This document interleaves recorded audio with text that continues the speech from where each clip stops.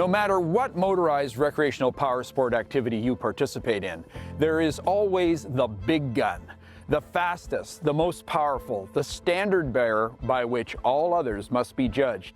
Our sport, snowmobiling, is no different. And frankly, I think it's healthy for the sport to have these iconic models. Models which benchmark snowmobile performance invariably garner extra mind space.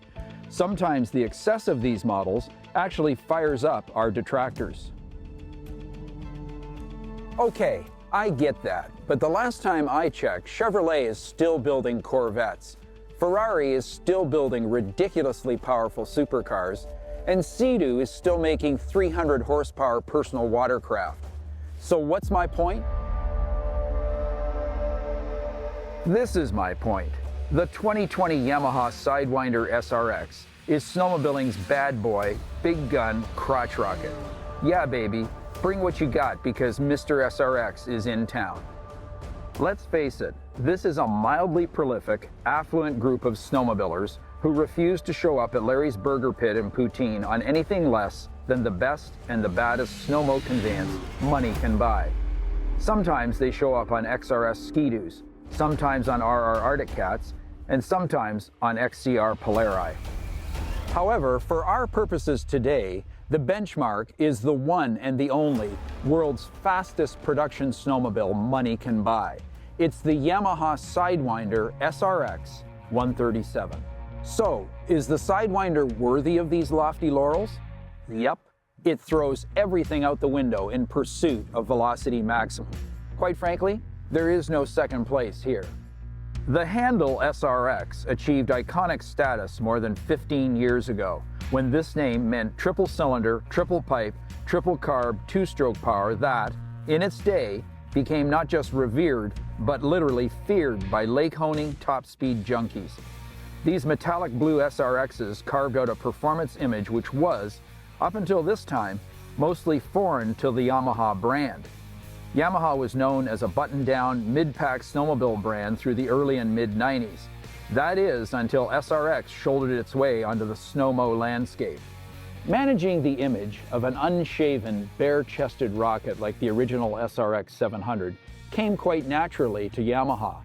In fact, it was like payback for all of those milquetoast VMAX models, which never gained a performance reputation. So how does the Sidewinder SRX occupy this top-of-the-market mind space in model year 2020? It's as simple as it is complicated. The SRX is propelled by the most powerful production snowmobile engine in history. The three-cylinder 999cc twin-cam turbocharged engine is a literal piece of four-stroke motor art. The engine executes the production of its unequaled power output with gentlemanly smooth response, which when leaned on will grab the pilot by the scruff of the neck and take him or her on a 200 horsepower out-of-body experience. There is simply not enough words to describe the thrust the SRX generates when the loud handle is fully depressed. So you might be thinking Motorhead Mark has been into the mushrooms and that I'm over the top in my estimation of the Sidewinder SRX. Friends, listen up. This thing generates supercar retina-detaching thrust. It's almost moot to point out the accoutrements the SRX brings with it.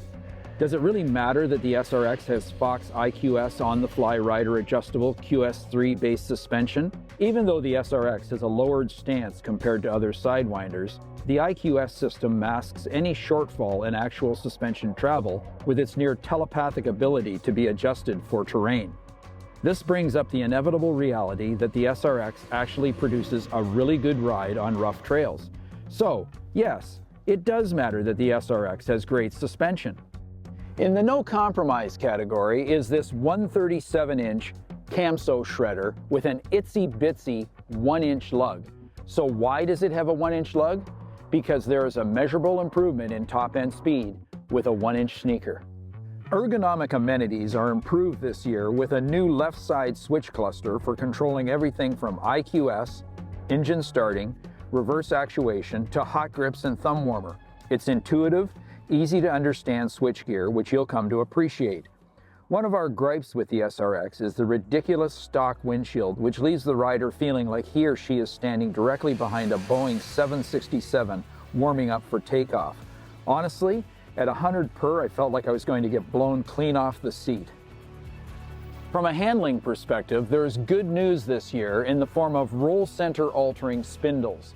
These new spindles improve initial turn-in and erase 90% of the understeer the original geometry generated. It's clear to all of us here at SnowTrack's World Headquarters that the 2020 Yamaha SRX is the benchmark performance sleds must be measured by. If you think you've got what it takes and you're ready for a 200 horsepower pull down Kevlar Lake, you better get a test ride and let us know your impressions.